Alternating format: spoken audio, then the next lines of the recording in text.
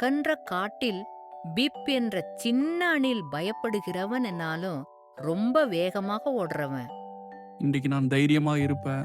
அதுக்கு பக்கத்திலேயே எல்லாருக்கும் பிடித்த ஞானி நரி பாரோ அமைதியா வாழ்ந்தான். ஒரு வெயிலான நாளில் எல்லா விலங்குகளும் பெரிய காட்டுப் போட்டிக்கு கூடினாங்க. நானும் போட்டில நிக்கணுமா? ரொம்ப பயமா இருக்கு.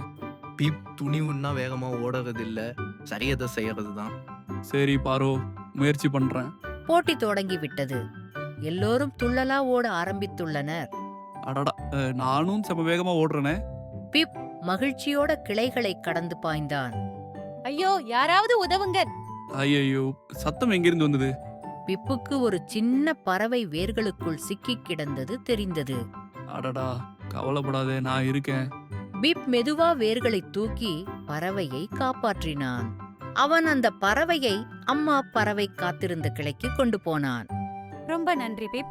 பிப் மிகவும் தாமதமா வந்தாலும் எல்லாரும் பிப் செய்த காரியத்திற்கு கை தட்டினார்கள்.